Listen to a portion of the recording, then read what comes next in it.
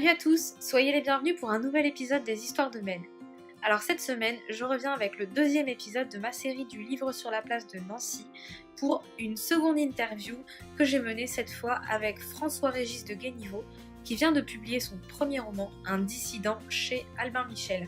Ce roman, je vous en ai déjà parlé sur le blog dans une chronique que j'ai publiée dans laquelle je parlais non seulement de ce roman mais aussi de celui de Gaël Nohan, Légende d'un dormeur éveillé. Donc là, j'ai eu la chance de rencontrer François-Régis de Guéniveau qui a eu l'extrême gentillesse de bien vouloir répondre à mes questions. Donc s'il passe par ici, je tiens à le remercier très sincèrement de sa gentillesse. Et je vous laisse avec cette interview, j'espère qu'elle vous plaira. Et je vous dis à très bientôt pour de nouvelles surprises sur la chaîne. Bye bye. Salut à tous, soyez les bienvenus pour un nouvel épisode des Histoires de Mel. Je suis toujours en direct du Salon du Livre de Nancy avec François-Régis de Guéniveau qui vient de publier son premier roman chez Albin Michel qui s'appelle Un dissident. Bonjour. Bonjour Mélanie. Alors merci à toi d'avoir accepté cette interview. Mais alors d'abord, j'étais curieuse, pourquoi ce titre d'Un dissident ? Je crois que chaque époque a ses types de dissidence en fait. Donc on pense assez spontanément quand on parle de dissidents aux époques soviétiques, l'archipel du Goulag, etc. Et en fait, je crois qu'on vit à une époque où il est possible d'être en rupture par rapport à la communauté, par rapport à la pensée commune. Et j'ai voulu raconter l'histoire d'un homme qui va progressivement prendre sa distance, prendre une trajectoire, prendre la tangente par rapport à la norme.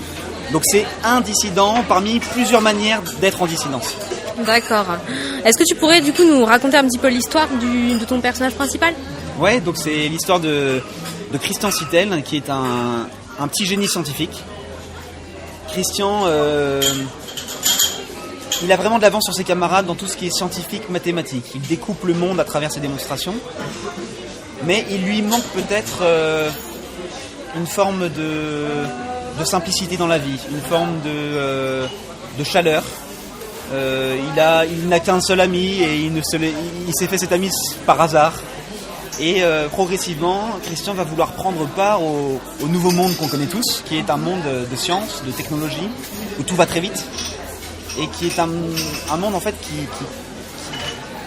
promet d'augmenter l'homme. Ouais. Christian va littéralement être l'un des grands meneurs de ce projet. Et c'est justement au moment même où il va avoir le pouvoir, la possibilité de fabriquer l'homme de demain, qu'il va commencer à se poser des questions. Ouais. Est-ce que il peut... déjà, qu'est-ce que c'est que l'homme de demain ? Est-ce que c'est un homme augmenté ? Et dans ce cas, en quoi est-ce qu'il est augmenté ? Et quelles sont toutes les conséquences philosophiques, éthiques, sociales, économiques de cette révolution ? Ouais. Alors on va pas en dire trop parce que sinon on risque de spoiler un petit peu les lecteurs. Mais moi, ce qui m'a vraiment marqué dans ton roman, c'est que tu dresses un portrait de la précocité intellectuelle qui est très juste. Comment t'en es venu à ça ? Est-ce que tu t'es documenté ? Est-ce que ce côté presque ermite où il est vraiment tout seul, où il n'a...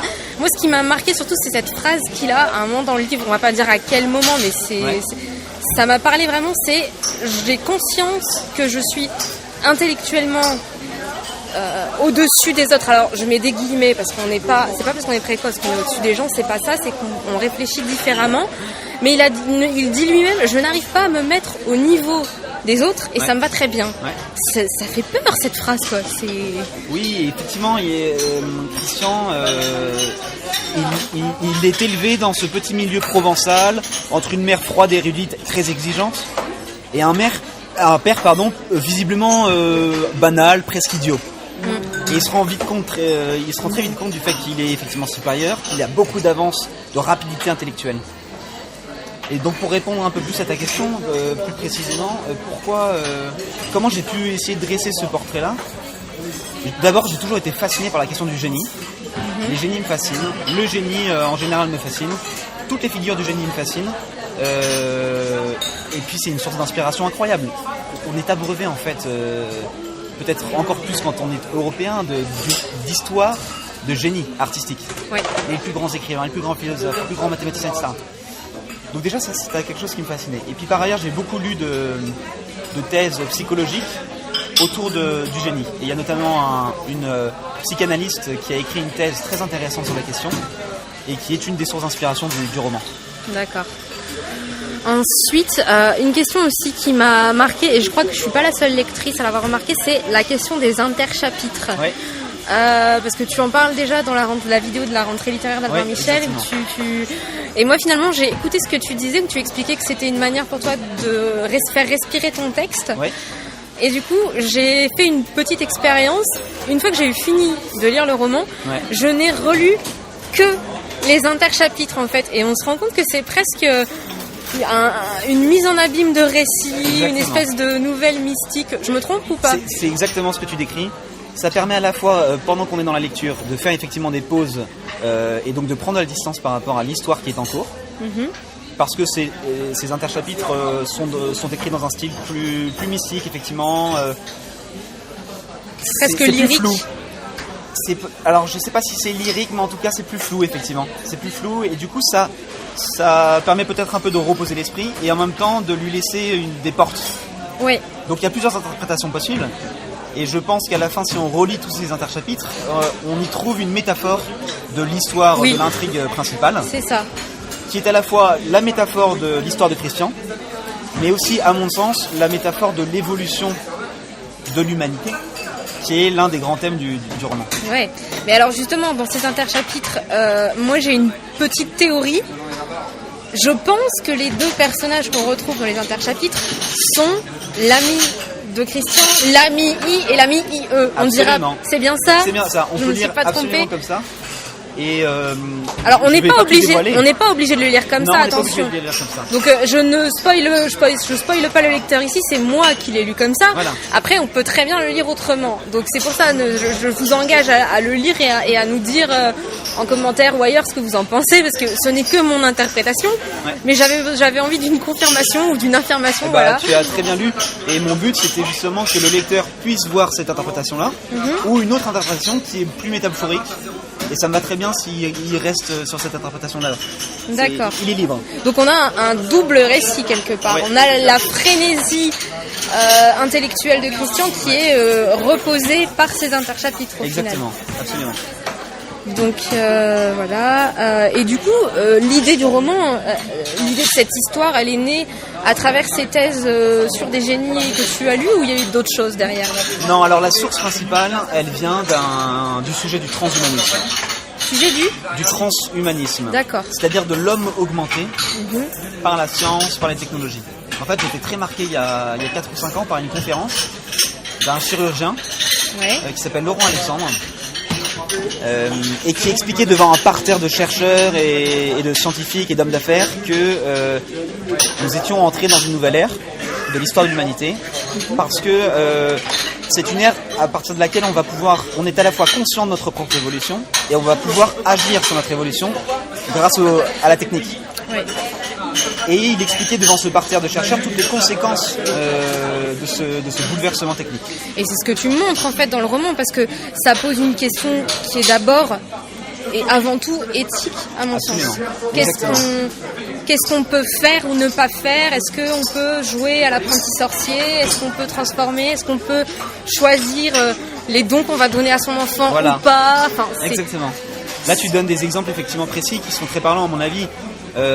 Si demain... En fait, aujourd'hui, on est capable de modifier le patrimoine génétique des embryons. La Chine, récemment, l'a fait il y a quelques mois sur des embryons viables de personnes humaines. Si demain, on extrapole un peu cette idée-là, et si demain, on se dit capable de modifier à grande échelle le patrimoine génétique des embryons... Qu'est-ce qu'on fera ? Qu'est-ce que ça va donner ? On voit tout de suite quel impact ça peut avoir. Moi, si j'ai un enfant, et que je décide de ne rien changer... et qu'il se retrouve en classe à 12 ans et qu'il est dingue sa classe parce que moi j'ai voulu ne pas changer son état naturel et donc lui laisser peut-être la possibilité de se développer seul d'une certaine manière, en tout cas librement. Il va peut-être se retrouver en retard par rapport aux autres et il va me le reprocher. Et en même temps, si au contraire je décide de modifier son génome, il va me reprocher de l'avoir déterminé d'une certaine manière. Ouais. Donc ça pose cette question du déterminisme qui à mon avis est essentielle. Mais ça pose une autre question très importante à mon avis, qui est que si on est capable de se dire augmenté par la science, la technologie, etc. On est augmenté par rapport à qui ? Et qui sont les autres ? Voilà. Et est-ce que vraiment la valeur de l'homme se résume à ses capacités intellectuelles ou physiques ? Est-ce que c'est pas plus que ça ? Et donc, finalement, derrière toutes ces questions, je crois que j'ai essayé d'écrire un roman sur qu'est-ce que c'est que l'homme. Est-ce qu'il n'est pas plus que les outils de mesure ? Ou que tous ces instruments qui sont quantifiables, mesurables, pesables, etc. Est-ce qu'on n'est pas plus que du chiffre ? Et qu'est-ce que la société donne comme valeur à l'homme finalement ? Exactement. Comment est-ce que la précocité est perçue ? Comment est-ce que les modifications scientifiques sont perçues ? Ouais. Finalement, c'est un roman qui pose énormément de questions. Oui. Je suis pas encore parent, mais j'imagine que quand on est parent, on se pose ce genre de questions. On se dit bon, qu'est-ce qu'on décide, qu'est-ce qu'on fait ? Alors après, il y a tout le reste au niveau de la santé, etc. Qu'est-ce qu'on fait, qu'est-ce qu'on fait pas ? Mais on est dans une société où toutes ces questions-là vont finir par se poser, quoi. Ouais. Bah, je suis entièrement d'accord. Je suis absolument convaincu que l'avènement de l'homme augmenté, ça va tout chambouler. Et tu penses qu'il va avoir lieu, toi, cet avènement ? J'en suis convaincu. Vraiment convaincu. Et ce que j'ai voulu faire, c'était l'objectif premier de ce roman, c'était de rendre ce sujet-là accessible. Parce que la philosophie en parle depuis quelques années. Les articles scientifiques se sont emparés du sujet depuis quelques années également. Mais la littérature, pas encore. Ouais. Or, je suis convaincu que ça nous concerne tous, parce que ça touche profondément la nature humaine. Et puis par ailleurs, je suis convaincu que ça va vraiment tout bousculer. Donc j'avais envie de poser ces grandes questions, et je prétends pas d'ailleurs avoir de réponse toute faite. Non, parce que tu n'en donnes pas. Tu pousses les gens à réfléchir en fait. Exactement, et c'est mon but, et j'aime bien quand je lis des livres ne pas avoir de vision imposée par l'auteur en fait. Ouais. Eh ben, je te rassure tout de suite, t'as réussi ton pari. C'est gentil. Mais après, du coup, ça fait combien de temps que t'as travaillé combien de temps sur ce livre ?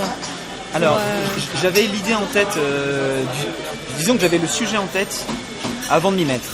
Mais une fois que j'ai décidé de m'y mettre, j'ai pris 6 mois à plein temps. Et alors j'ai tout lâché, j'ai arrêté mon job pour ça, exprès. D'accord. C'était un pari parce que je savais pas du tout où ça allait me mener. J'étais au Vietnam à ce moment-là.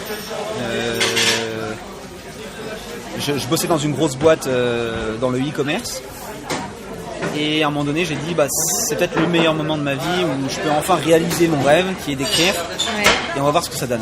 Et j'ai tout donné, donc j'ai tout lâché pour pouvoir tout donner. Ok. Voilà. Et t'as eu... tu l'as envoyé dans différentes maisons ? Tu l'as envoyé... Donc j'ai pris 6 mois pour l'écrire, à peu près. Et j'ai commencé à l'envoyer à 2-3 maisons d'édition. Et en fait, en envoyant la première version, je me suis rendu compte du fait que c'était pas abouti. Donc j'ai retravaillé 2 semaines. Et cette dernière version, je l'ai envoyée à Albin Michel en premier. D'accord. Et puis je me souviens toujours de ce moment qui a changé ma vie. J'allais récupérer d'autres manuscrits pour les envoyer à d'autres maisons. Ouais. Et sur le chemin, Albin Michel m'a appelé. C'était 2 jours après l'envoi. Et je m'attendais pas du tout. Ah ouais, donc c'est vraiment le conte de fées là. Ça a été très rapide. Ouais. Et je m'attendais absolument pas. Ça a été un conte de fées effectivement pour moi. Ah ouais.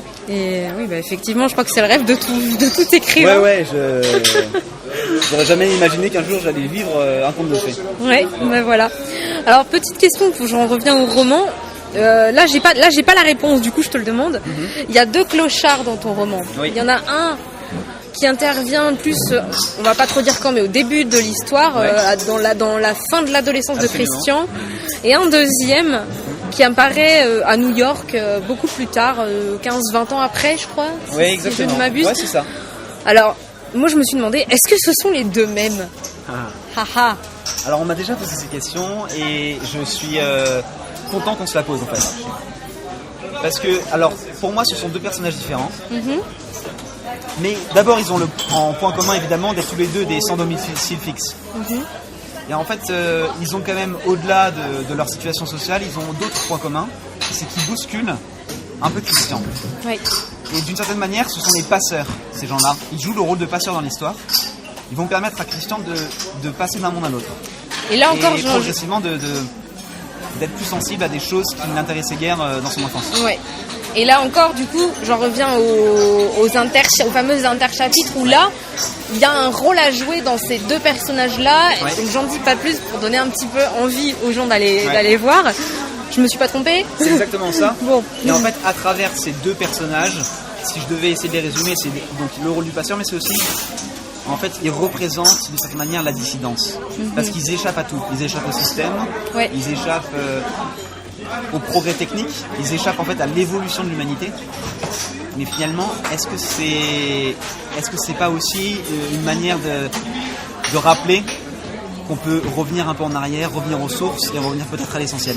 Et ben voilà, et on revient à l'essentiel par rapport à quoi? C'est toute la question du livre. Exactement. Ouais.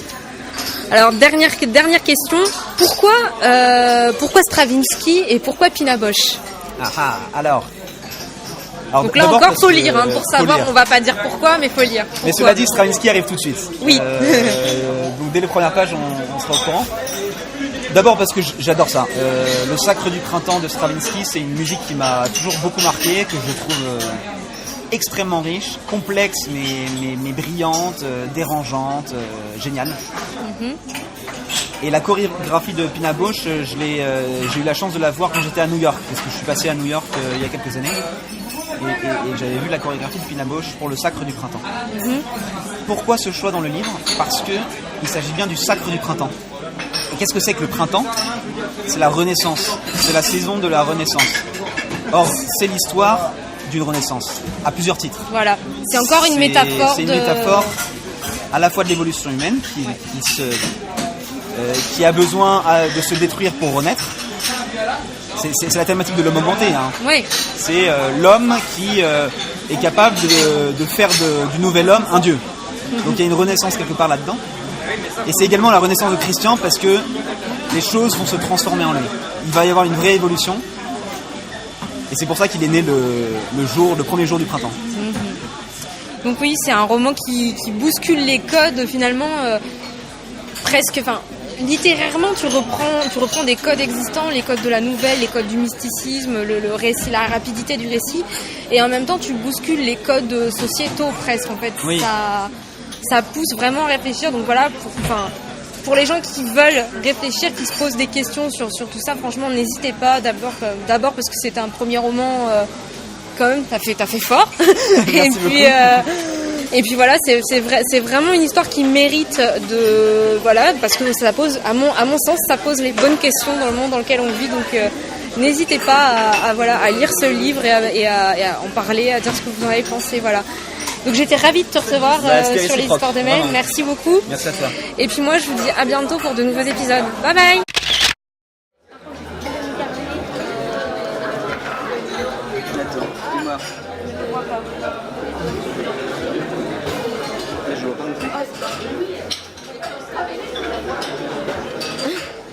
Super.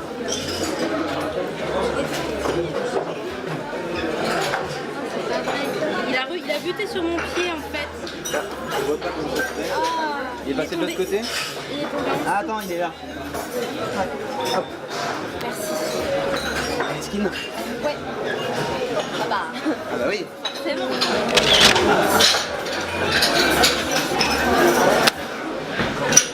Belle écriture. Oh, j'écris mal. Ah non, j'aime bien. Ah ouais? Ouais. C'est horrible.